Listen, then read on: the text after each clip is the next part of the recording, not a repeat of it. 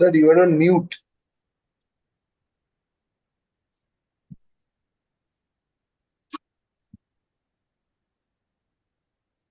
Sir, you are on mute.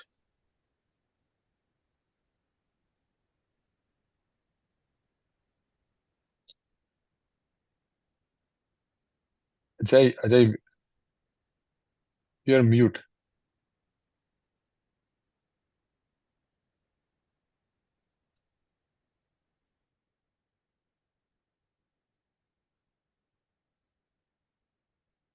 नहीं, अभी भी आवाज नहीं आ रही sir.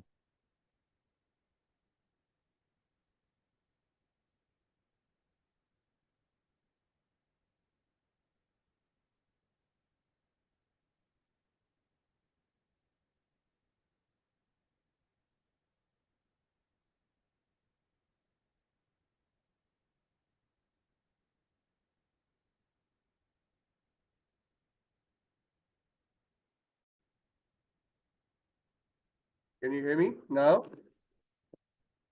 Yes yes, you're audible now. Good morning. शुभ प्रभात।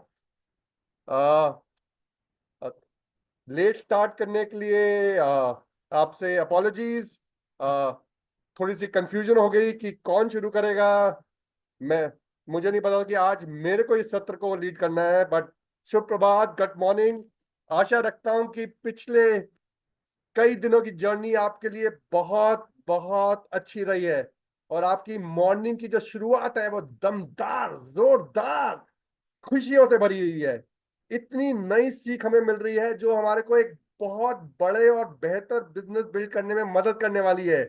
और आप दोनों हाथों से इस मौके को ग्रैब कर रहे हैं और इंश्योर कर रहे हैं, रोज सुबह अपना प्रोटीन फाइबर रिच शेक ले रहे हैं, अपना डेली ले रहे हैं, ओमेगा ले रहे हैं और अपने ग्रुप में पोस्ट कर रहे हैं, क्योंकि 21 दिन के बाद ये आप अपनी कम्युनिटी में लेके जाने वाले हैं। और साथ में अपनी एक्सरसाइज कर रहे हैं, अपना ग्रैटिट्यूड और ऑप्टिमिज्म रख रहे हैं, अपनी सारी वो चीजें कर रहे हैं जो आपको करनी है in the morning toward building अ बड़ा और बेहतर बिजनेस।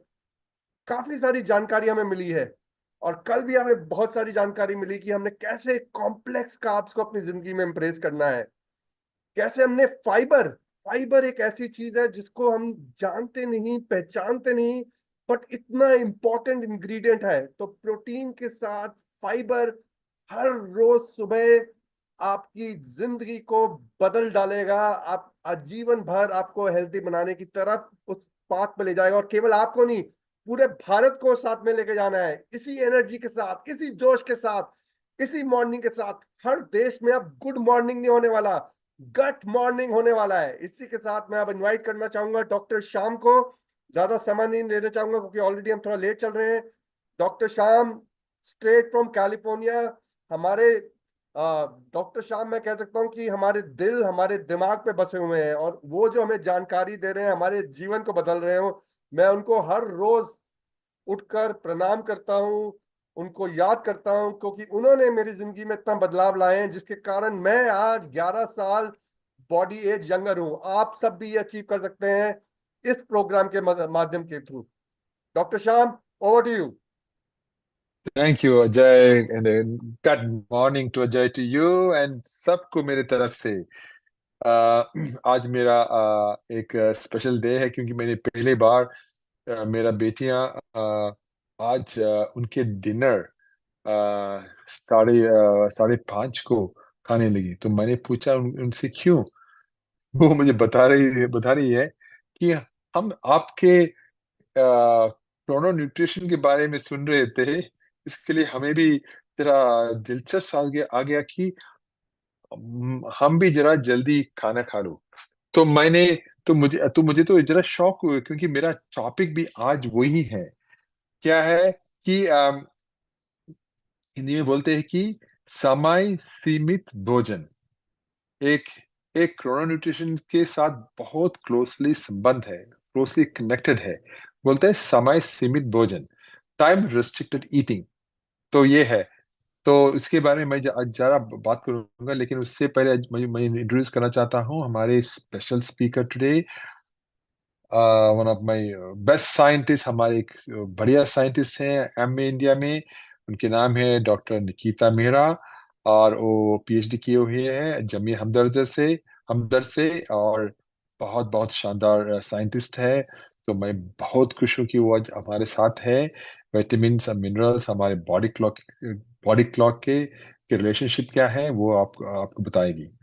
लेकिन जब before doctor Nikita comes on board, मैं आपसे एक स्टोरी बताता हूँ। एक क्लिनिकल स्टडी किया था लखनऊ में, किंग जॉर्ज मेडिकल यूनिवर्सिटी, आपको पता होगा, बहुत फेमस है king George medical university Lucknow में।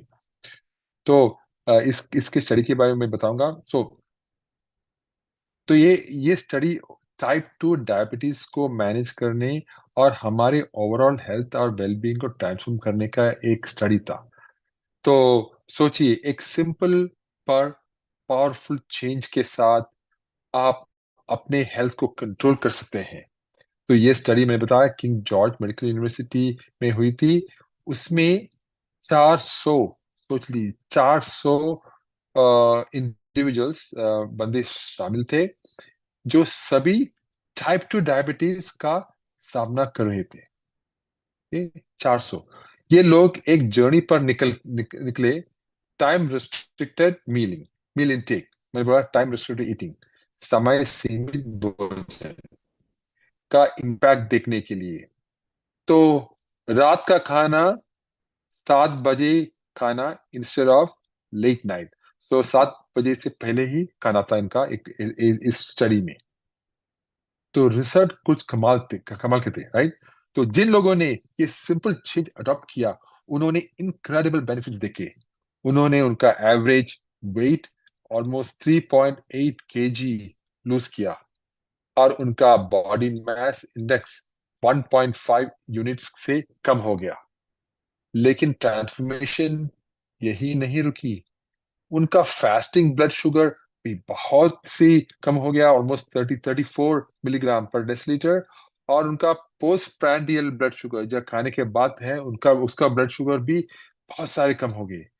और उनका HbA1c, सबको पता होगा HbA1c, वो है हमारा क्रिटिकल मार्कर, वो 1.37 यूनिट से गिर गए। 1.37 यूनिट से गिर गए। ये चेंजेस सिर्फ नंबर्स नहीं है, बल्कि उनकी क्वालिटी ऑफ लाइफ में सिग्निफिकेंट इंप्रूवमेंट को रिप्रेजेंट करते हैं।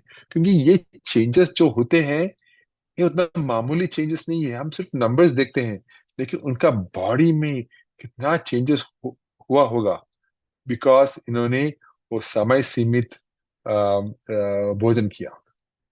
तो उन्होंने कंपेयर करते हैं कि उन लोगों से जो अपनी यूजुअल हैबिट्स कंटिन्यू करते हैं, ताकि लेट नाइट खाना, उन्होंने सिर्फ जरा इंप्रूवमेंट देखी, वेरी मॉडेस्ट, जरा थोड़े इंप्रूवमेंट देखी।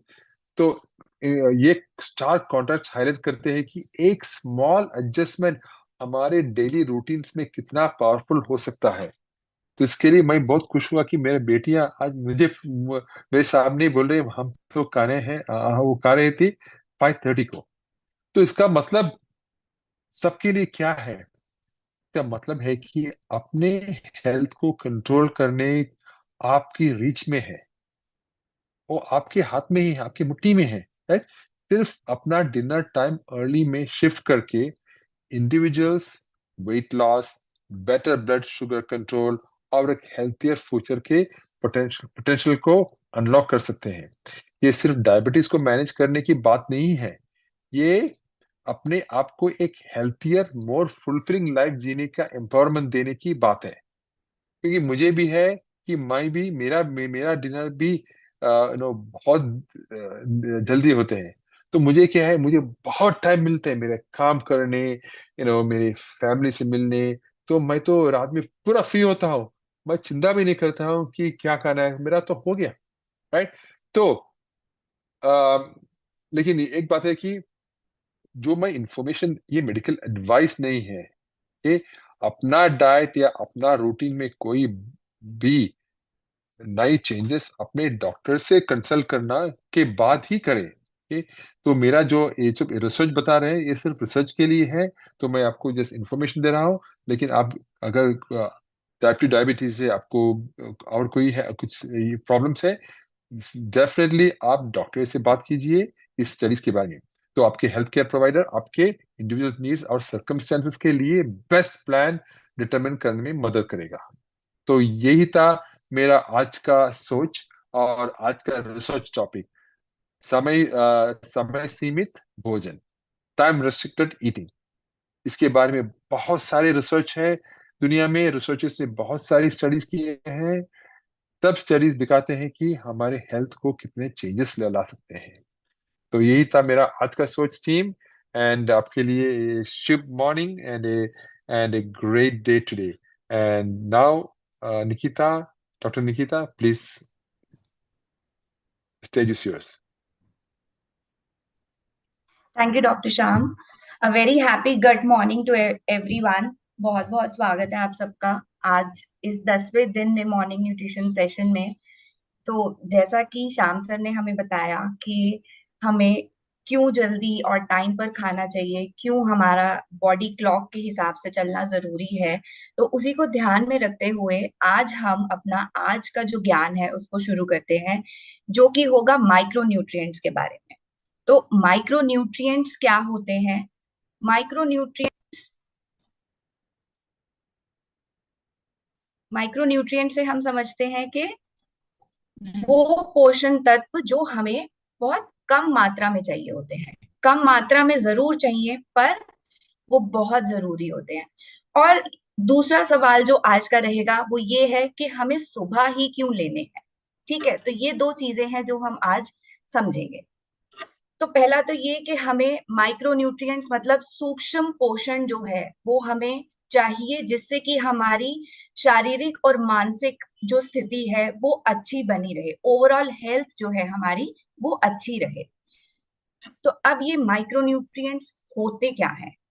तो माइक्रो का मतलब है छोटा, कम मात्रा में चाहिए, और न्यूट्रिएंट्स मतलब पोषण तत्व। तो माइक्रो न्यूट्रिएंट्स क्या हुए? वो पोषण तत्व जिनको हमें कम मात्रा में लेना है पर लेना बहुत जरूरी है। तो ये दो तरीके के होते हैं, एक होता है वाइटामिन्स और एक होते हैं हमारे मिनरल्स। अब वाइटामिन्स भी अगर हम समझे तो वो आगे दो तरीके के होते हैं। कुछ ऐसे होते हैं जो फैट में सॉल्युबल होते हैं हमारी बॉडी में, और एक कुछ होते हैं जो पानी में इजीली सॉल्युबल हो जाते हैं। पर मिनरल्स जो होते हैं वो जनरली हमारी बॉडी में जाकर घुलते नहीं है। पर इन विटामिन्स एंड मिनरल्स का बहुत ही एक महत्वपूर्ण रोल है हमारी बॉडी के अंदर। तो अगर हम बात करें वाटर सॉल्युबल विटामिन्स की, तो इसमें कौन से विटामिन्स आते हैं? इसमें होते हैं हमारे जैसे कि सारे विटामिन बी जो हमें ऊर्जा देते हैं हमारे शरीर को, या बायोटिन या विटामिन सी। तो ये सभी प्रकार के जो हमारे विटामिन हैं ये वाटर सॉल्युबल होते हैं और ये इजीली हमारी बॉडी के अंदर पानी में सॉल्युबल हो जाते हैं। पर यही अगर हम बात करें फैट सॉल्युबल विटामिन की, तो ये होते हैं 4 विटामिन, जिसे आप इजीली डेक के नाम से याद रख सकते हैं। Vitamin D, vitamin A, vitamin के एंड विटामिन ई। तो ये जो विटामिन होते हैं ये हमारे होते हैं फैट सॉल्युबल विटामिन। अब इसके बाद अगर हम बात करें कि मिनरल्स क्या होते हैं। अब मिनरल्स हमें अर्थ में तो मिलते हैं, हमें मिनरल्स अर्थ में मिलते हैं, पर कुछ मिनरल्स ऐसे होते हैं जो हमारी बॉडी के लिए बहुत ज्यादा जरूरी है। हमारी बॉडी के अंदर कम से कम 4% जो हमारा कंपोजिशन है बॉडी का वो मिनरल्स ही है, क्योंकि ये हर किसी ना किसी स्टेप पर इनकी जरूरत हमें पड़ती है। अब ये मिनरल्स क्या है? जैसे कि कैल्शियम हो गया, सोडियम है, मैग्नीशियम है, पोटेशियम है, जिंक है। तो ये कुछ हमारे महत्वपूर्ण मिनरल्स हैं जो हमारी बॉडी को चाहिए होते हैं। और दोनों ही विटामिन्स और मिनरल्स हमारी बॉडी के अंदर बनते नहीं है, तो ये हमें अपनी डाइट से, बाहर फूड सोर्स से ही लेना पड़ता है। हमारी बॉडी इनको बना नहीं सकती है। तो अब लेकिन ठीक है, हमने समझा कि ये होते क्या है, तो ये बॉडी के अंदर जरूरी क्यों है और ये कैसे काम करते हैं, तो इसको आप कैसे समझ सकते हैं? जैसे एक ताला और चाबी अगर आप समझें, तो अगर आपको ताले को खोलने के लिए एक चाबी की जरूरत है और ताले को बंद करने के लिए आपको एक चाबी की जरूरत है, वैसे ही विटामिन्स और मिनरल्स जो हैं वो क्या करते हैं? अब हमें ये पता है कि हमारी बॉडी के अंदर बहुत सारे मेटाबॉलिक रिएक्शंस होते हैं। अब मेटाबॉलिक रिएक्शंस को काम करने के लिए कुछ एंजाइम्स का यूज होता है। तो जो एंजाइम्स हमारे मेटाबॉलिक रिएक्शंस में यूज होते हैं, उन एंजाइम्स के साथ हमारे विटामिन एंड मिनरल्स जो होते हैं वो जाकर जुड़ जाते हैं, और वो तब जाकर वो हमारा एंजाइम जो है वो आगे काम करता है और हमारी जो मेटाबॉलिक रिएक्शन है वो पूरी हो पाती है। तो एक एग्जाम्पल से हम समझ सकते हैं कि जैसे कि विटामिन B6 है, तो वो क्या करता है। अब हमने वो हमारी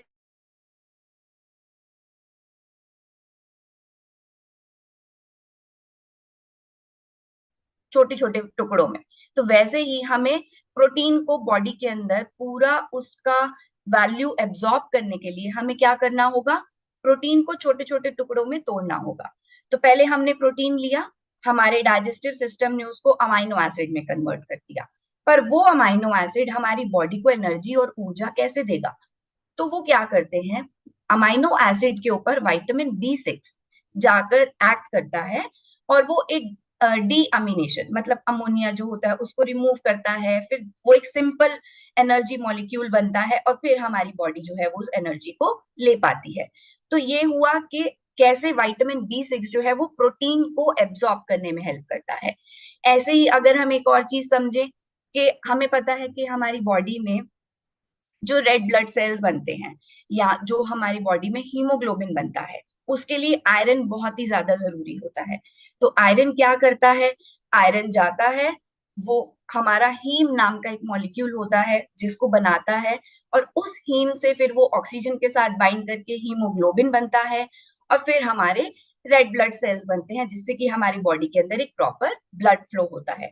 तो ये कुछ एग्जाम्पल्स हैं जिससे हम ये देख रहे हैं कि विटामिन एंड मिनरल्स जो हैं वो भले ही छोटी मात्रा में चाहिए हो, पर ये बहुत ही जरूरी होते हैं। तो अब क्या करते हैं, ये क्यों जरूरी है।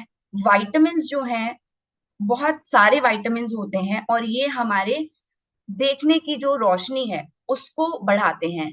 हमारी बॉडी में जो बॉडी की पैथोजन से लड़ने की शक्ति है, हमारी इम्यूनिटी है, उसको बूस्ट करते हैं, उसको बढ़ाते हैं। हमारी अच्छी स्किन की हेल्थ के लिए बहुत जरूरी है। हमारे जो ब्रेन फंक्शनिंग के लिए जो या हमारी नसें हैं उनके अच्छे से काम करने के लिए भी हमें विटामिन की जरूरत होती है। हमें बोन हेल्थ के लिए विटामिन की जरूरत है, और ये एंटीऑक्सीडेंट्स की तरह भी काम करते हैं। अब एंटीऑक्सीडेंट्स क्या करते हैं, बॉडी में जो भी अगर कोई ऑक्सीडेशन होता है, ऑक्सीडेशन से क्या होता है, फ्री रेडिकल्स बनते हैं जो कि हमारी बॉडी के लिए नुकसानदायक होते हैं। तो विटामिन जो होते हैं उन फ्री रेडिकल्स को रिमूव करते हैं और हमारी बॉडी को हेल्दी रखते हैं। और इसके साथ साथ जैसे हमने अभी समझा कि ये मेटाबॉलिक प्रोसेसेस जो होते हैं बॉडी में उनको चलाने में मदद करते हैं। विटामिन के साथ साथ मिनरल भी उतने ही जरूरी हैं, क्योंकि ये भी हमारे जो जैसे हार्ट बीट है उसको रेगुलेट करने के लिए, हमारे बोन्स को बनाने के लिए, हमारा जो ऑक्सीजन ट्रांसपोर्ट है उसमें मदद करता है, हमारी बॉडी के जो फ्लूइड बैलेंस है उसको बनाने में भी मदद करता है। उसके साथ साथ ये हमारे डीएनए को बनाने में भी मदद करता है। तो विटामिन और मिनरल्स जो है वो हमारी बॉडी के लिए बहुत ही ज्यादा जरूरी है। तो अब क्या है, अगर हमें अच्छी हेल्थ चाहिए तो हमें क्या करना होगा, हमें सही मात्रा में विटामिन A लेने की जरूरत है। अगर हमें अच्छी बोन्स चाहिए तो हमारी बॉडी के अंदर विटामिन D और मिनरल्स जैसे कि मैग्नीशियम, कैल्शियम, विटामिन K, ये सब होने बहुत जरूरी हैं। अच्छी स्किन के लिए हमें विटामिन E, विटामिन C बहुत जरूरी है। विटामिन C हमें इम्यूनिटी बनाने में बहुत मदद करता है, साथ के साथ जिंक एंड सेलेनियम भी। अगर हमें नर्व हेल्थ अच्छी चाहिए तो हमें सारे विटामिन B लेने चाहिए। हमें अच्छे अगर बाल चाहिए तो हमारी बॉडी में बायोटिन की कमी नहीं होनी चाहिए। जैसे अभी हमने समझा आयरन बहुत जरूरी है हमारे अच्छे ब्लड के लिए, रेड ब्लड सेल्स के लिए। तो ऐसे ही हमें ये अलग अलग विटामिन जो हैं और मिनरल्स हैं वो हमारे अलग अलग बॉडी के प्रॉपर फंक्शनिंग के लिए बहुत ज्यादा जरूरी है। तो अब क्या होगा, अगर आपकी बॉडी में इन पोषण तत्वों की मात्रा पूरी नहीं है, कमी है, तो क्या होगा, और ये लंबे समय तक रहती है, तो आपकी नजर कमजोर हो जाएगी, आपको धुंधला दिखने लगेगा। आपके अगर ब्रेन फंक्शनिंग प्रॉपर नहीं हो रही है तो आपकी मेमोरी पुअर रहेगी, आपकी याद करने की क्षमता जो है वो कम हो जाएगी। अब अगर आपकी नर्व्स में, आपके मसल में वो ताकत नहीं है तो आपके मसल वीकनेस होने लगेगी, क्योंकि आपको अपने बैलेंस डाइट के साथ साथ ये ध्यान रखना है कि आपको वो सारे पोषण तत्व सही मात्रा में मिल रहे हैं जिससे कि आप मसल बिल्डिंग कर सकें। अगर आपको सही मात्रा में पोषण नहीं है तो आपको वो मेंटल क्लैरिटी नहीं रहेगा, आपको कंफ्यूजन रहेगा। और कभी कभी सही पोषण ना होने की वजह से भी हमारे को भूख नहीं लगती है, तो हमारी एपेटाइट कम हो जाती है, जिससे कि हम और ज्यादा डिजीज प्रोन की ओर बढ़ते हैं। और इसके साथ साथ हमें बॉडी के अंदर थकान बहुत महसूस होती है, हमारी बॉडी में एनर्जी नहीं रहती है, और अगर ये लंबे समय तक रहता है तो डिप्रेशन भी हो सकता है। तो अब सवाल ये है कि आपको ये माइक्रो न्यूट्रिएंट्स मिल कहाँ से सकते हैं, कहाँ से लेने हैं आपको ये पोषण तत्व। तो अगर हम बात करें विटामिन की, जैसे कि विटामिन ए, सारे विटामिन बी हैं, सी, डी, ई, के, ए, ये कहाँ से मिलेंगे। तो अगर आपको विटामिन ए सही मात्रा में चाहिए तो आपको हरी सब्जियां खानी चाहिए। आपको ऑरेंज एंड येलो वेजिटेबल्स जैसे कि कैरेट है, स्वीट पोटैटो है, पंपकिन है, इन सब में विटामिन ए की मात्रा बहुत अच्छी होती है।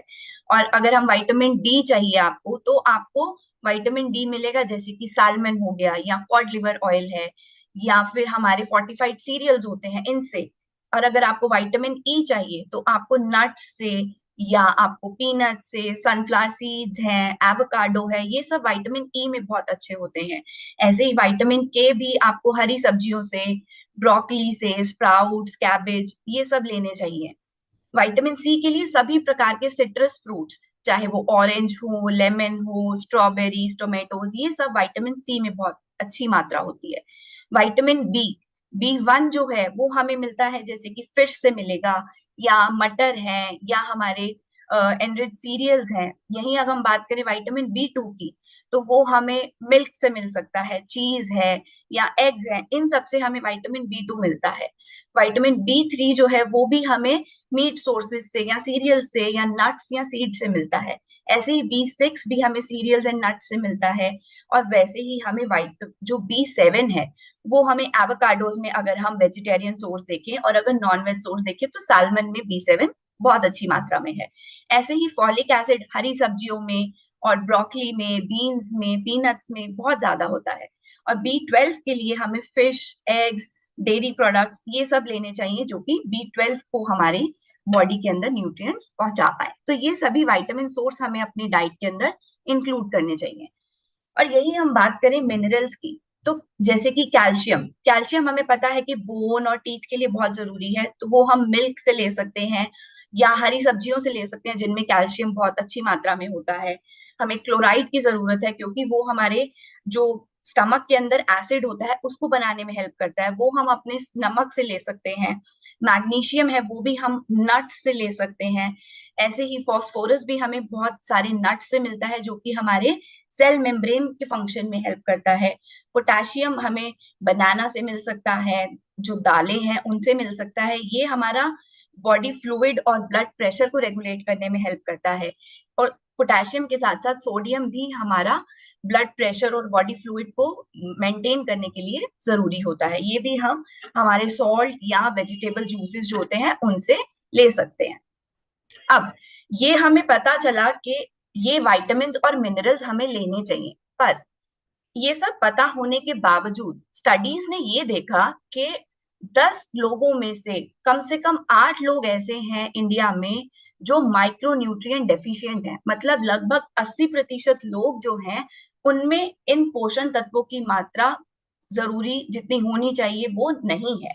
और ये बात हुई हमने अगर ओवरऑल देखा, और इसके साथ साथ अगर हम सिर्फ और सिर्फ विमेन पॉपुलेशन को देखते हैं, औरतों में ये पाया गया कि विटामिन डी लगभग 70 से 90% महिलाओं में विटामिन डी की कमी है। आयरन जो है लगभग 50% लोग औरतों में कमी है। कैल्शियम, विटामिन ए, आयोडीन, ये कुछ हमारे बहुत ही जरूरी पोषण तत्व है जो हमारी इंडिया की औरतें जो हैं, जो महिलाएं हैं, उनमें इन पोषण तत्वों की मात्रा भरपूर नहीं है जो होनी चाहिए एक अच्छी बॉडी के लिए। तो अब ये सवाल मैं आप सबसे पूछना चाहूंगी, आप सब अपना सवाल जो है जवाब चैट बॉक्स में डाल सकते हैं कि आज का सिंपल सा सवाल ये है कि आप में से कितने लोग हैं जो एक बैलेंस डाइट खाते हैं हर रोज। बैलेंस डाइट आप यहाँ स्क्रीन पर देख सकते हैं, एक ऐसी प्लेट जिसमें भरपूर वेजिटेबल्स हो और जिसमें फ्रूट्स हो, फाइबर हो, प्रोटीन हो। ऐसे कितने लोग हैं? आप हाँ या ना में जवाब दे सकते हैं अगर आप बैलेंस डाइट लेते हैं तो। ओके, कमलेश जी कह रहे हैं कि हम वो बैलेंस डाइट का सेवन करते हैं। Okay okay, mixed answers. बहुत लोग कह रहे हैं करते हैं, बहुत कह रहे हैं कि हम नहीं करते हैं, काफी हद तक लोग कह रहे हैं कि हम नहीं करते हैं। ओके, तो अगर आप बैलेंस डाइट का सेवन नहीं कर रहे हैं तो क्या हो रहा है, और अगर आप कर भी रहे हैं तो भी क्या आपको वो पोषण तत्व जो आपकी बॉडी को चाहिए वो मिल पा रहे हैं? जो सब्जियां आपके घर तक आ रही हैं, क्या वो उन न्यूट्रिशन से भरपूर हैं जो उसमें होने चाहिए? तो ये देखा गया है कि जब वो सब्जी एक फील्ड से निकलती है और आपकी प्लेट तक पहुंचती है तो क्या होता है, हमें सब्जियों को हमारे घर तक पहुंचने में कम से कम उगने के बाद 10 से 11 दिन, 12 दिन तो लग ही जाते हैं। तो उतने में ये देखा गया कि हमारे जैसे ग्रीन बीन्स है, या ब्रोकली है, कॉलीफ्लावर है, गोभी जिसे बोलते हैं, या हमारे मटर है या गाजर है, इन सब में ये देखा गया कि लगभग 45, 25, 15% जो हमारे न्यूट्रिएंट की मात्रा है वो हमारी प्लेट तक पहुंचने तक तो पहले ही चली जाती है। और उसके बाद अब हमें क्या करना है इस चीज को अवॉइड करने के लिए? हमें अपने खाने को जितनी जल्दी हम अपनी सब्जियों को खा सके उतनी जल्दी खाना है। हमें अपनी सब्जियों को सड़ने के लिए नहीं छोड़ना है, जल्दी खाना चाहिए। सही मात्रा में पानी का यूज करना चाहिए, उनको वॉश करने के लिए बहुत ज्यादा पानी में नहीं धोना चाहिए। जो हम सब्जियां काट रहे हैं वो बिल्कुल लास्ट मिनट पे काटे, काट के उन्हें छोड़ना नहीं चाहिए जिससे कि और उसमें वाटर लॉस हो।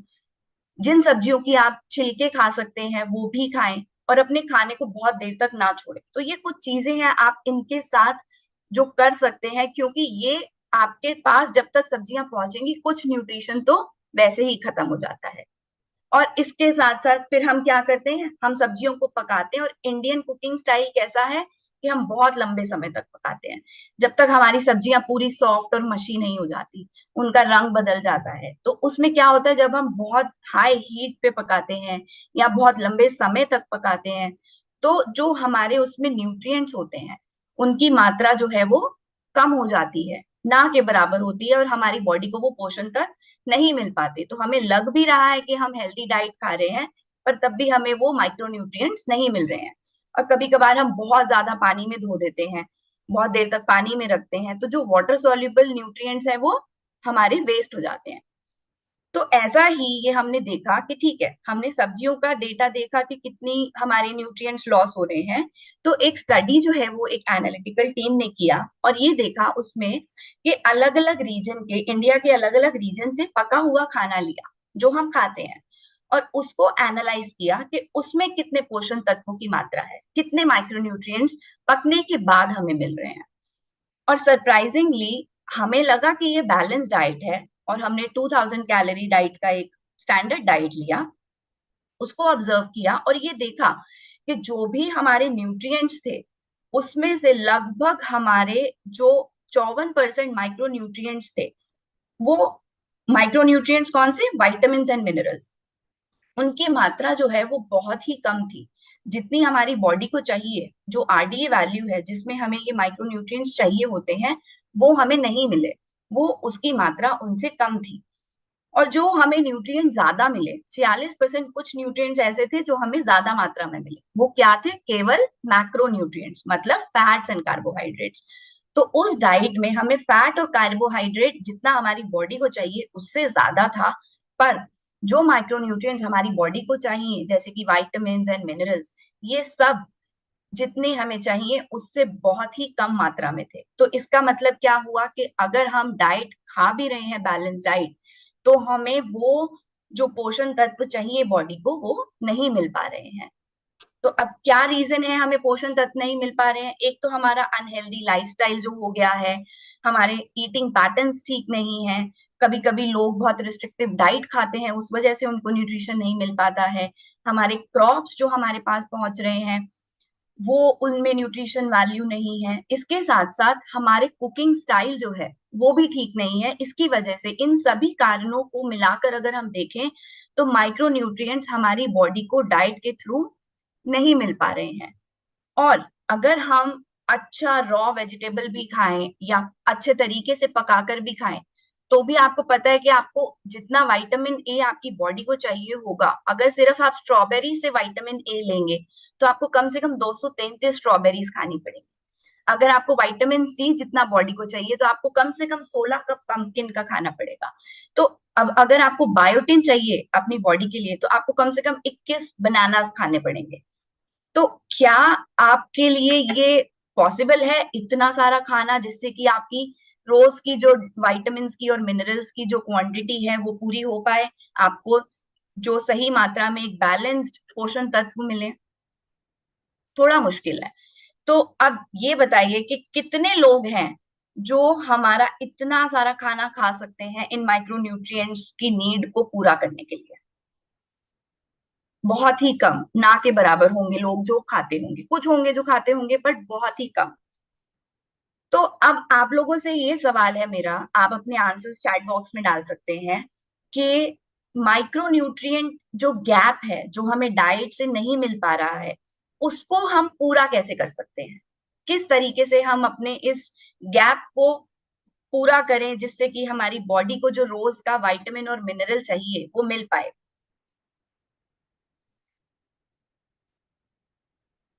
आप अपने आंसर्स चैट बॉक्स में डाल सकते हैं।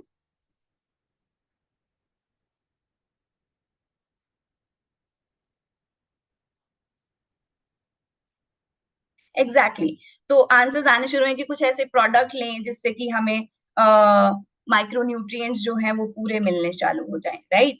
तो अब लेकिन अब आंसर क्या है कि हमें माइक्रो न्यूट्रिएंट सप्लीमेंट लेना पड़ेगा। अगर हमारे को खाना सही खा रहे हैं उसके बावजूद न्यूट्रिएंट नहीं मिल पा रहा है तो हमें माइक्रो न्यूट्रिएंट सप्लीमेंट लेना पड़ेगा खाने के साथ, जिससे कि जो भी कमी हमारे खाने में रही है वो सप्लीमेंट से पूरी हो जाए। पर अब लेकिन सवाल आएगा कि सप्लीमेंट्स तो बहुत सारे हैं, अब कौन सा सप्लीमेंट हमें सिलेक्ट करना है ना? अब सप्लीमेंट सिलेक्ट करते हुए आपको कुछ चीजें हैं जो दिमाग में जरूर रखनी चाहिए कि जिससे कि आप एक अच्छा और एक इफेक्टिव माइक्रोन्यूट्रिएंट सप्लीमेंट सिलेक्ट कर सके। तो वो क्या चीजें हैं जो आपको सिलेक्ट करनी चाहिए?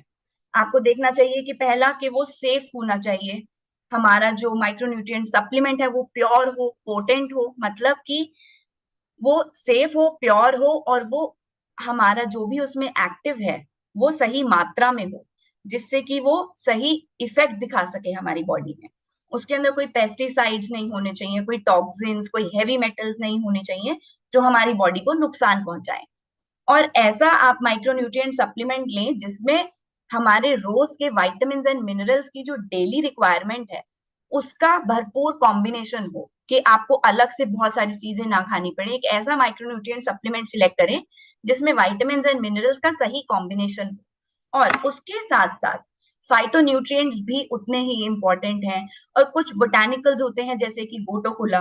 तो इन सबके बहुत अच्छे फायदे हैं। अगर आपको कोई एक ऐसा माइक्रोन्यूट्रिएंट सप्लीमेंट मिलता है जो आपको ये सब प्रोवाइड करता है तो वही वैसा ही माइक्रोन्यूट्रिएंट सप्लीमेंट आपको सिलेक्ट करना चाहिए। पर ये सब बातों को ध्यान में रखते हुए एक बहुत जरूरी चीज है जो आपको ध्यान में रखनी चाहिए कि आपका माइक्रोन्यूट्रिएंट सप्लीमेंट जो है वो उसके अंदर ये क्षमता होनी चाहिए कि जो भी माइक्रोन्यूट्रिएंट उस प्रोडक्ट में हो वो हमें सही एब्जॉर्प्शन साइट पर जाकर पहुंचाए। मतलब अब ऐसा क्यों है कि अब माइक्रोन्यूट्रिएंट्स बहुत सारे हैं हमारे, अलग अलग प्रकार के विटामिन हैं, अलग अलग तरीके के मिनरल्स हैं, तो हमारी बॉडी के अंदर भी जो हमारा डाइजेस्टिव सिस्टम है उसके अलग अलग एब्जॉर्प्शन साइट्स होते हैं। जैसे कि हम यहाँ देख सकते हैं कि अब हम कोई भी खाना खाते हैं, हमें 2 से 3 घंटे तो हमारा जो ट्रांजिट टाइम है वो रहता है। स्टमक में जाएगा पहले, स्टमक से फिर इंटेस्टाइन में जाएगा, तो कुछ डाइजेशन हमारा स्टमक में शुरू होता है और फिर इंटेस्टाइन में जाता है। तो जो स्टमक में है कुछ हमारे ऐसे विटामिन्स एंड मिनरल्स होते हैं जो स्टमक में एब्जॉर्ब होते हैं, कुछ हमारे विटामिन्स एंड मिनरल्स होते हैं जो इंटेस्टाइन में होते हैं। पर इंटेस्टाइन में भी अलग अलग विटामिन्स, अगर जैसे मैं देखूं स्टमक के अंदर हमारा कॉपर, आयोडीन, मोलिब्डेनम, ये जो है वो स्टमक के अंदर एब्जॉर्ब हो जाते हैं। पर ज्यादातर जो हमारे मिनरल्स या विटामिन्स हैं वो हमारे इंटेस्टाइन में जाकर एब्जॉर्ब होते हैं। अब इंटेस्टाइन में भी अलग अलग भाग हैं। शुरुआत का भाग जैसे ड्यूोडेनम हुआ, फिर जेजुनम आया, फिर इलियम आया, तो अलग अलग हिस्सों पर अलग अलग विटामिन्स एब्जॉर्ब होते हैं। जैसे कि कैल्शियम, फास्फोरस, मैग्नीशियम, ये हमारा शुरू के रीजन में ही एब्जॉर्ब हो जाता है। फिर हमारे आते हैं विटामिन सी, ए, डी, ई, ये सब एब्जॉर्ब होते हैं। फिर हमारे इलियम होता है, इलियम में हमारे विटामिन के, मैग्नीशियम, विटामिन B12, तो अलग अलग रीजन पर इनकी एब्जॉर्प्शन साइट है। तो अगर आपको कोई एक ऐसा प्रोडक्ट मिले जो इन पर्टिकुलर साइट के ऊपर जाकर आपके प्रोडक्ट को, एक्टिव को पहुंचा पाए, तो उसका एब्जॉर्प्शन जो है वो भरपूर होगा, उसकी बायोअवेलेबिलिटी बढ़ेगी और उससे आपको न्यूट्रिएंट वैल्यू जितनी आपकी बॉडी को चाहिए वो सही मात्रा में मिल पाएगी। तो अब ऐसा करने के लिए, ऐसा एब्जॉर्प्शन साइट में होने के लिए आपको क्या ध्यान में रखना होगा कि कोई ऐसा प्रोडक्ट जो DLDR टेक्नोलॉजी पे बेस्ड हो। जिसे DLDR का क्या मतलब है? डुअल लेयर डिलेड रिलीज, मतलब कि हम कुछ इस तरीके से प्रोडक्ट को बनाएं कि कुछ एक्टिव जैसे कि हमारा कैल्शियम, मैग्नीशियम है वो स्टमक में ही रिलीज हो जाए, और कुछ ऐसा हमारे लेयर हो उस प्रोडक्ट में जो कि सिर्फ और सिर्फ इंटेस्टाइन में रिलीज हो, और इंटेस्टाइन में भी इस तरीके से रिलीज हो कि वो उसके एब्जॉर्प्शन साइट पर पहुंचा पाए। तो ये कुछ चीजें हैं जो हमें ध्यान में रखनी चाहिए एक माइक्रो न्यूट्रिएंट सप्लीमेंट सिलेक्ट करते टाइम। और अब बात आती है कि समय की बात करें। अब हमने ये देखा कि माइक्रो न्यूट्रिएंट्स जो हैं वो हमें डाइट से पूरे नहीं मिल पा रहे हैं, वो गैप है, हमें माइक्रो न्यूट्रिएंट सप्लीमेंट लेना चाहिए। सप्लीमेंट कैसा होना चाहिए हमने ये समझा, पर लेकिन अब उसको किस समय पर लें।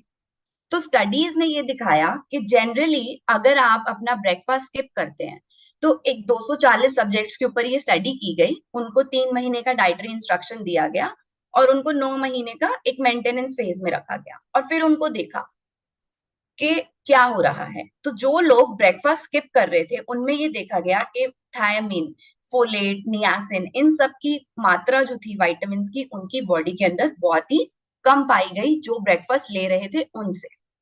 ऐसा ही एक और स्टडी था जो national health and nutrition examination ने सर्वे किया।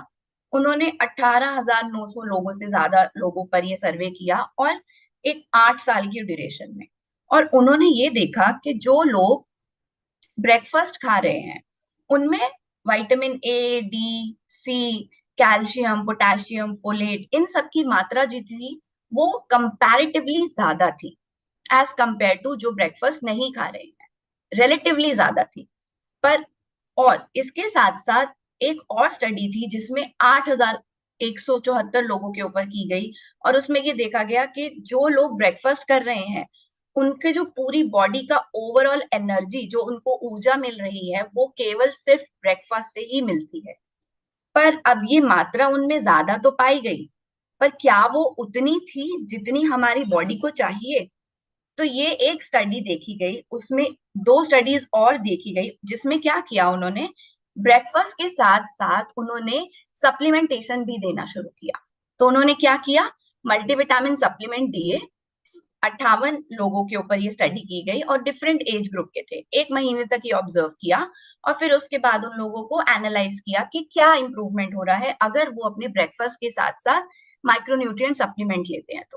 तो उसमें ये देखा गया कि जो लोग सप्लीमेंट्स ले रहे थे तो उनमें जो विटामिन B6, B12 की मात्रा जो थी उनके ब्लड में वो बढ़ गई, और इसके साथ साथ जो मूड स्विंग्स होते हैं, जो डिप्रेशन है या जो न्यूरोनल प्रॉब्लम्स होती हैं, वो सब जो है वो बहुत ही कम देखी गई उन लोगों में जिन्होंने ब्रेकफास्ट के साथ सप्लीमेंट्स लिए, क्योंकि उनके अंदर माइक्रोन्यूट्रिएंट्स की मात्रा जो थी वो उनको भरपूर मिल पा रही थी। इसके साथ साथ एक और स्टडी थी जिसमें उन्होंने 80 लोगों पर एक ऐसा स्टडी किया जो एक हेल्दी डाइट ले रहे थे। उसके साथ साथ उन्होंने उनको 8 वीक तक, 8 हफ्तों तक, मतलब 2 महीने तक उन्होंने मल्टीविटामिन दिए। और फिर उनको देखा डिफरेंट डिफरेंट वाइटामिन के उनके बढ़े या नहीं बढ़े, तो सिग्निफिकेंट इंक्रीज देखा गया जो विटामिन डी के लेवल थे, या folate, vitamin B 12, vitamin C, riboflavin coefficient जो एक्टिविटी कोफिशिएंट था, ये सब जो उनकी इम्प्रूवमेंट देखी गई उन लोगों में जिन्होंने सप्लीमेंट्स लिए ब्रेकफास्ट के साथ। तो ये स्टडीज सपोर्ट करती हैं कि जो ये गैप हमें डाइट से रहता है उसे हम अपने माइक्रोन्यूट्रिएंट सप्लीमेंट से पूरा करें। और इसके साथ साथ अब मॉर्निंग में ही क्यों लें? मॉर्निंग में इसलिए लें क्योंकि हमारी जो बॉडी की क्लॉक है, अगर हम सही समय पे खाते हैं, ये हमने अभी तक समझा है, अब तक हम ये समझ चुके हैं कि हमारी बॉडी क्लॉक कैसे चलती है। अगर हम सही समय पर उठ रहे हैं, सही समय पर खा रहे हैं, तो हमारा गट जो माइक्रोबायोम है वो हेल्दी रहता है। उसके साथ साथ हमारा जो ओवरऑल जेनेटिक हेल्थ है या जो हमारे मेटाबॉलिक प्रोसेस है वो सही तरीके से काम करते हैं। तो अगर हम सही समय पर उसको माइक्रोन्यूट्रिएंट्स पहुंचाएंगे तो ये जो प्रक्रिया है हमारी बॉडी की वो सही तरीके से चलती रहेगी। पर यही अगर हम नहीं खाते हैं न्यूट्रिएंट्स को हमारे बॉडी क्लॉक के हिसाब से और हम अनहेल्दी डाइट लेते हैं, हम समय से सो भी नहीं रहे हैं, तो उससे क्या होगा, हमारी बॉडी में जेनेटिक ऑल्टरेशंस होंगे, हमारा जो गट माइक्रोबायोम बैलेंस है वो डिसबैलेंस हो जाएगा। तो अब जैसे ही आप कैसे समझ सकते हैं कि हमारा अगर कोई एक म्यूजिकल नोट है, कोई भी बीच में से एक म्यूजिकल नोट अगर हिल जाता है तो पूरी रिदम बिगड़ जाती है म्यूजिक की। तो ऐसा ही हमारी बॉडी के साथ है, अगर सही समय पर कुछ चीजें नहीं मिलेंगी तो हमारी बॉडी के जो मेटाबॉलिक प्रोसेसेस है वो ऑल्टर होने लगेंगे, और लंबे समय तक अगर ये होता है तो हमें प्रॉब्लम्स हो सकती हैं। तो हमें उन्हें सही समय पर मॉर्निंग टाइम पर लेना जरूरी है। तो अब समय पर क्यों लेना है? एक तो पहली बात कि माइक्रोन्यूट्रिएंट्स हमें एनर्जी बनाने में हेल्प करते हैं, ये हमारे अच्छे इम्यून सिस्टम को बनाने में हेल्प करते हैं। अब आप एक रात में एक लंबे, हमें पता है कि रात में बॉडी जो है वो एक रिपेयर मोड में जाती है ना। जब बॉडी रिपेयर मोड में जाती है और आपने अगर आप बॉडी क्लॉक फॉलो कर रहे हैं, आप सही समय पे डिनर कर रहे हैं, तो एक लंबा गैप आ जाता है। तो हमारी बॉडी जो है उसमें माइक्रोन्यूट्रिएंट्स की मात्रा जो है वो कम है, उतनी नहीं है जितनी उसमें होनी चाहिए। तो इसलिए मॉर्निंग में लेने से हमें बहुत ज्यादा फायदे हैं कि अगर हम उसको सुबह लेंगे तो जो हमारी बॉडी में इनएडिक्वेट अमाउंट है, मतलब जो कमी है विटामिन एंड मिनरल्स की सुबह के समय, वो पूरी हो जाएगी और हम अपना दिन जो है वो बहुत ही अच्छे और एनर्जेटिक वे में स्टार्ट कर सकते हैं। तो उससे हमारी ओवरऑल हेल्थ, हमारी मेमोरी, हमारी बोन, आई हेल्थ, स्किन हेल्थ सब अच्छी रहेगी। तो सही पोषण तत्वों का होना, सही समय पर होना बहुत ज्यादा जरूरी है। तो अब क्या टिप्स हैं, कैसे आप इन माइक्रोन्यूट्रिएंट्स को अपने डेली डाइट में इंक्लूड कर सकते हैं? पहला कि आप एक अच्छा हेल्दी डाइट लें, और दूसरा आप ये इंश्योर करें कि आप अच्छी क्वालिटी का फूड ले रहे हैं, जो आप क्रॉप्स ले रहे हैं वो पोषण से भरपूर है, उसमें न्यूट्रिएंट लॉस कम हो। आप अच्छे कुकिंग मेथड्स अडॉप्ट करें, बहुत लंबे समय तक बहुत ज्यादा हीट पर खाने को ना पकाएं, और इसके साथ साथ तब भी जो गैप रह जाता है उसको पूरा करने के लिए आप एक हाई क्वालिटी का माइक्रोन्यूट्रिएंट सप्लीमेंट लें, और उन बातों को जरूर ध्यान में रखें जो मैंने आपको अभी शेयर की है। तो इसी के साथ हम अपनी एक हेल्दी हैबिट जो है वो आज अडॉप्ट करेंगे। वो क्या है कि हम ये सब इंश्योर करेंगे कि हम अपना ब्रेकफास्ट जो है वो पोषण से भरपूर हो, न्यूट्रिएंट पैक्ड ब्रेकफास्ट लेंगे, और हम कोशिश करेंगे कि हम एक रेनबो खाएं, मतलब हर कलर की वेजिटेबल और फ्रूट्स होने चाहिए उसमें, जिससे कि अब आप सैलेड्स खा सकते हैं, स्मूदीज बना सकते हैं, रॉ फ्रूट या रॉ वेजिटेबल्स खा सकते हैं, जैसा आपको अच्छा लगे। पर आपको ये इंश्योर करना है कि आप अलग अलग कलर के वेजिटेबल्स एंड फ्रूट्स खाएं, जिससे कि आपको सभी तरीके के विटामिन एंड मिनरल्स मिल सकें, और जो भी कमी रह जाए वो आप सप्लीमेंटेशन से पूरी करें। जो कि क्यों जरूरी है, हमने समझा है कि न्यूट्रिएंट्स पूरे भरपूर मिलेंगे, इम्यूनिटी स्ट्रांग रहेगी, डाइजेशन अच्छा होगा, ओवरऑल हेल्थ अच्छी रहेगी, मानसिक एंड शारीरिक हेल्थ जो है हमारी वो बहुत अच्छी रहेगी। तो इसी के साथ हमारा, हम आज से फिर अपना शाइन एंड मंत्रा जो है राइज एंड शाइन, वो फिर से एक बार दोहराएंगे कि हमें ये ध्यान रखना है इन इस पोषण तत्वों के ज्ञान के साथ साथ कि हमें अपना दिन जो है वो ग्रैटिट्यूड और ऑप्टिमिज्म के साथ शुरू करना है, एक पॉजिटिव सोच के साथ शुरू करना है। हमें अपना न्यूट्रिशन लेना है पूरा हमें अपने दिन के जो इंटेंशंस हैं, कैसे हमें डे स्टार्ट करना है, वो एक सही सेट करेंगे जिससे कि हम अच्छा एनर्जेटिक डे स्टार्ट कर सकें। हम कुछ नया सीखेंगे और इसके साथ साथ हम अपने डेली रूटीन में एक्सरसाइज जरूर करेंगे। तो इसी के साथ हम चलते हैं आज की एक हेल्दी रेसिपी देखने के लिए।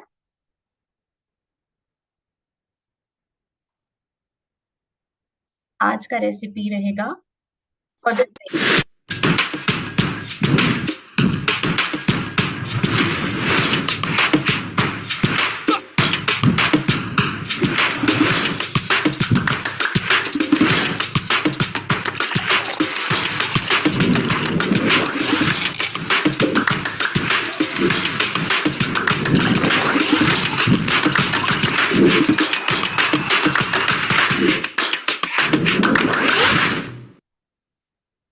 That was a healthy beverage.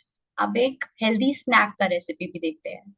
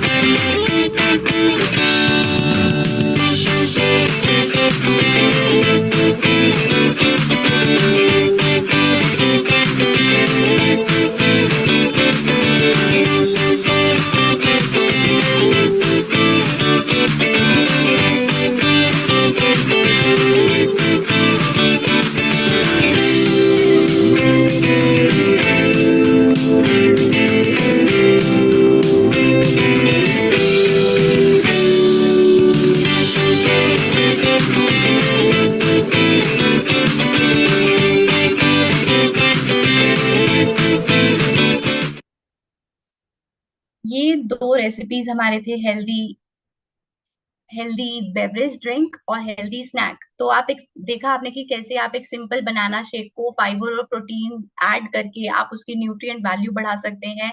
ऐसे ही आप सिंपल राइस इडली के बजाय आप मिलेट इडली बनाएं और उसके साथ साथ आप उसमें फाइबर एंड प्रोटीन ऐड करके उसकी न्यूट्रिएंट वैल्यू को बढ़ा सकते हैं। सो आप इसके साथ साथ हम चलते हैं आज के एक्सरसाइज सेशन पे।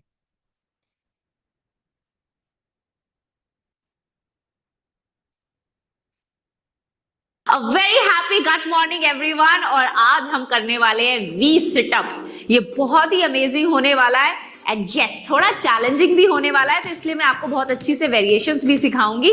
But yes let's get started with our workout in the perfect form, और उसके बाद उसका इजी फॉर्मेट और थोड़ा सा इंटेंसिव फॉर्मेट भी करेंगे। तो आइए स्टार्ट करते हैं हम अपना V situp workout. And as the name suggest, इसमें हम अपनी लेग्स को वी फॉर्मेट में रखेंगे, मतलब आप अपने पंजों को बाहर की तरफ खोल के रखेंगे और अपने घुटनों को भी अपने पंजों के साथ अलाइन करते हुए बाहर रखेंगे। और हम ऐसा क्यों कर रहे हैं, क्योंकि बहुत बार जब आप सिटअप्स करते हैं तो आप अपनी लेग्स की पावर से ऊपर उठ के बैठ जाते हैं, लेकिन इसमें हम अपने कोर को इंटेंसिफाई करना चाह रहे हैं, अपनी सारी कोर की मसल्स यूज करना चाह रहे हैं, इसलिए अपने लेग्स को खोल के ही रखेंगे। मैट पे लेट जाएंगे और अपनी पूरी कोर मसल्स, मतलब चेस्ट से लेकर पेल्विक फ्लोर तक, ये सारी की सारी मसल्स को स्क्वीज करते हुए ऊपर उठ के आएंगे, मतलब वी सिट अप। इसके लिए हम अपने हाथों को पूरा पीछे लेकर जाएंगे, एक लंबी गहरी सांस भरेंगे, सांस छोड़ते हुए, सांस भरते हुए वापस। इनफैक्ट आप देखेंगे कि आपको सांस भरने की जरूरत नहीं पड़ती है। जब आप नीचे आते हैं तो आपकी बॉडी ऑटोमेटिकली इनहेल कर लेती है।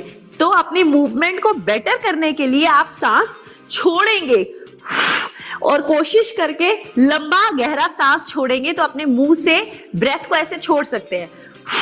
जब आप मुंह से सांस को छोड़ेंगे तो अपनी नाभि को अंदर की तरफ स्क्वीज करेंगे, तो आपका वर्कआउट बेटर हो जाएगा। आप करेंगे इसके मिनिमम 15 रेप्स एंड 3 सेट्स। और वो सभी लोग जो इस तरह से वी सिटअप नहीं कर पा रहे हैं, उनके लिए हम लेकर आए हैं वेरिएशन। तो इस वेरिएशन में आपको पूरा ऊपर उठ के नहीं आना है, आपको नेगेटिव मूवमेंट में जाना है। मतलब आप इसी तरह से वी में बैठेंगे, अपनी लेग्स को खोल के, अपने हाथों को ऊपर रखते हुए उतना नीचे जाएंगे जहां तक आप जा सकते हैं, और फिर वापस ऊपर, फिर उतना नीचे जाएंगे जहां तक आप जा सकते हैं, फिर वापस ऊपर। मतलब instead of training to rise up from the mat, आप अपने कोर को इस तरह से ट्रेन करेंगे कि आप उतना नीचे जाएं जहां तक आप जा सकते हैं, फिर वापस ऊपर, down and up, down and up, और इस तरह से धीरे धीरे आप अपनी स्ट्रेंथ को बिल्ड कर सकते हैं। और आप मैट पे ही लेट सकते हैं और सिर्फ उतना ऊपर आएंगे जितना आप आ जा सकते हैं, और धीरे धीरे यू विल रियलाइज आप इस तरह से बिल्ड कर सकते हैं अपनी स्ट्रेंथ, और फिर पूरा सिटअप भी कर सकते हैं। मतलब आप यहां से सिर्फ उतना ऊपर आएंगे जहां तक आप राइज अप कर सकते हैं। मतलब कोर को एंगेज करेंगे, लंबी गहरी सांस भरेंगे, सांस छोड़ते हुए,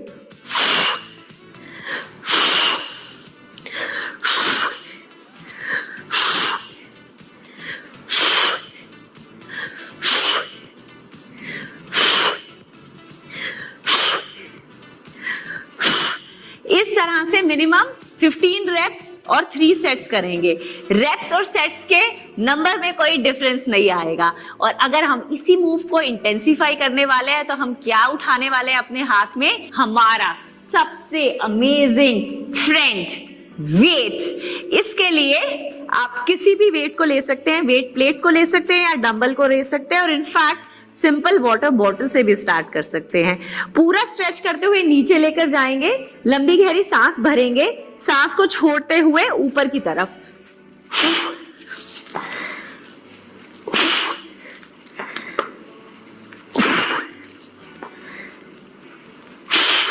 आप देखिए जब मैं ऊपर की तरफ आ रही हूं तो मेरी स्पाइन बिल्कुल स्ट्रेट है। मतलब मैं अपनी स्पाइन को गोलाई में नहीं रख रही हूं। तो ध्यान रखना है कि आपकी एंगेजमेंट ऐसे होना चाहिए कि आपकी चेस्ट अच्छे से खुले, आपके शोल्डर्स अच्छे से रोल बैक रहें और आप ऊपर की तरफ आएंगे, ना कि आगे की तरफ झुकेंगे। ये पोस्चर का इन सभी वर्कआउट्स में आपको ध्यान रखना है कि पूरी एंगेजमेंट यहां पर आनी चाहिए। आपका कोई भी प्रेशर आपकी रीढ़ की हड्डी पे नहीं आएगा किसी भी मूवमेंट के दौरान। और इसी तरह से जो मूवमेंट्स हम हाफ कर रहे हैं, मतलब नेगेटिव मूवमेंट्स कर रहे हैं, उसमें भी आप वेट को हाथ में रख सकते हैं, थोड़ा नीचे जाएंगे, वापस ऊपर, थोड़ा नीचे जाएंगे, वापस ऊपर, थोड़ा नीचे जाएंगे, वापस ऊपर, थोड़ा नीचे जाएंगे, वापस ऊपर। और इसी तरह से मैट वाली मूवमेंट्स में भी जब आप नीचे हैं तो कोर को एंगेज रखते हुए ऊपर, ऊपर और वापस ऊपर। इन सभी मूव्स में हमारा ब्रेथ वर्क सेम रहेगा। जब भी आप मूव करते हुए ऊपर आ रहे हैं, आप सांस को छोड़ेंगे और अपनी नाभि को अंदर की तरफ स्क्वीज करेंगे। और अगेन वेट के साथ भी मूवमेंट्स 15 रेप्स ही रहेंगी और 3 सेट ही रहेंगे। Let's rock this. तो कैसा लग रहा है आपको ये कोर क्रशिंग वर्कआउट करके? Can you feel it in your entire core muscles? In fact आप जब ये वर्कआउट पहली बार करेंगे ना, तो 1-2 दिन बाद आपको हंसते हुए, बात करते हुए और इनफैक्ट उठते और बैठते हुए अपने कोर मसल्स में अच्छा सा प्रेशर भी फील होगा, which is absolutely okay, because ये बताता है कि आपका वर्कआउट बहुत अमेजिंग रहा। So yes, keep rocking and keep challenging yourself.